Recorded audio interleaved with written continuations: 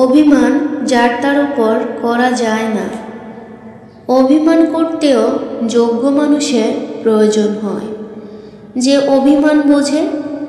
আমাদের সমস্যা হলো আমরা এমন মানুষের উপর অভিমান করে বসি যার আসলে ঠেকা পড়েনি আমাদের অভিমান ভাঙানোর। সে তার মতো করে থাকে আর আমরা আমাদের অভিমান নিয়ে বোকার মতো বসে থাকি। অভিমানের পরের ব্যাপারটা আরও ভয়ানক। সে মানুষটা বুঝতেই পারেনি অভিমান করেছি, তখন নিজের উপর ভীষণ রাগ হয়, নিজেকে অসহায় লাগে। এই অনুভূতিটা আসলে ভীষণ বাজে।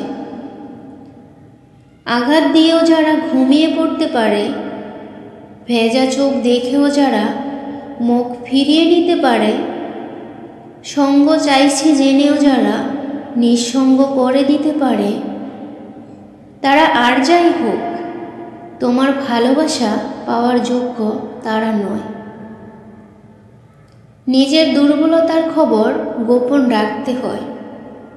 যাকে ছাড়া চলে না সে যেন কোনোভাবে সে খবর জানতে না পারে। জানলে সে ছেড়ে যাওয়ার হুমকি দিতে দিতে তোমাকে তার পায়ের নিচে এনে ফেলবে। যাকে ছাড়া নিঃস্ব লাগে পৃথিবী, সেই মানুষটাই হঠাৎ করে ভীষণ ব্যস্ত হয়ে পড়বে শুধুমাত্র তোমায় সময় দেওয়ার বেলায়। যার সাথে কথা বলতে না পারলে মন উতাল পাতাল, তার মোবাইল থেকে কল আসা কমতে কমতে এমন পর্যায়ে চলে যাবে গুনতে বসলেও শূন্য লজ্জা পাবে। দোষ এখানে কারণ নয়। দুর্বলতার ফায়দা লোটার মানুষজনকে দুর্বলতার মানে বোঝাতে যাওয়াটাই চরম ভুল। কিছু কিছু বন্ধুত্ব থেকে যায়, হাজার কথা কাটাকাটি ঝগড়াঝাটি মান অভিমানের শেষেও থেকে যায়।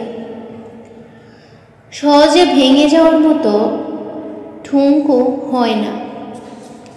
কিছু কিছু সম্পর্ক দিনের পর দিন কথা না হোক, মাসের পর মাস দেখা না হোক, জীবনের বড় বড় আপডেটের কোনো খবর জানাজানি না হোক, তবুও যখন আবার দেখা হয়, কথা হয়, মনে হয় সব কিছু তো সেই আগের মতোই আছে। একটুও দূরত্ব তৈরি হয়নি, কিছুই বদলায়নি। না মানুষটা, না অনুভূতিগুলো, না সম্পর্কটা। অনিশ্চিত দিয়ে ভরা এই দুনিয়ায় এসব বন্ধুত্ব যে কি নিশ্চিন্তের, কি আরামের, কি মন ভালো করার, তা যারা পেয়েছে শুধুমাত্র তারাই জানে। জীবনে আমরা যেটা পাই না, হাজার চেষ্টা করেও পাচ্ছি না, হয়তো যেটা পাবো না কখনো, সেটার প্রতি একটা তীব্র আকর্ষণ থাকে আমাদের। সেটা হতে পারে ছোটবেলায় উঁচু ডালের ফুল, দামি আসবাবপত্র, অথবা কোনো পোশাক। হতে পারে পছন্দের ঘুরতে যাওয়ার কোনো জায়গা, কিংবা হঠাৎ করে ভীষণভাবে ভালো লেগে যাওয়া কোনো মানুষ। আমি জোর করতে পারি না, অধিকার বোধ দেখাতে পারি না। যা পেতে খুব ইচ্ছে করছে তার জন্য আকুতি মিনতি করতে পারি না। আমার ইচ্ছেগুলোকে বেশিরভাগ সময়েই আমি ভাষা দিতে পারি না। দেখা করতেই হবে, আরও কিছুক্ষণ থাকতেই হবে, প্রায়োরিটি দিতেই হবে। এই শব্দগুলো আমার ব্যাকরণে নেই। আমি বিশ্বাস করি সম্পর্কে মায়া, টান, ভালোবাসা থাকলে জোর করার প্রয়োজন পড়ে না। আর জোর করে এসব পেতে হলে সে সম্পর্কে আমার দরকারই নেই। একজন নারী যখন কথা বলে তখন ভেবে নেবেন সবটাই ঠিক আছে। একজন নারী যখন ঝগড়া করে তখনও ভেবে নেবেন সবটাই ঠিক আছে। কিন্তু একজন নারী যখন চুপ হয়ে যায় তখন ভেবে নেবেন কোনো একটা ঝামেলা আছে। কারণ নারীদের জন্য চুপ হয়ে যাওয়াটা হলো শেষ একটা চেঞ্জ।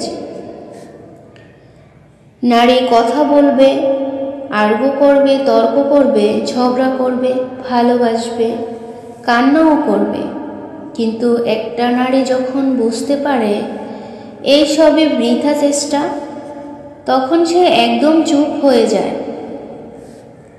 একটা নারী কখন বাইরে থেকে একদম চুপচাপ হয়ে যায় জানেন?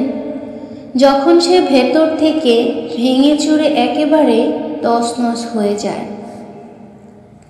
নারীদের নীরবতাকে কখনোই হালকাভাবে নেবেন না, কারণ যে নারী যত বেশি ভালোবাসতে পারে সে নারী তত বেশি ভালোবাসার মানুষকে ছাড়া থাকতেও পারে।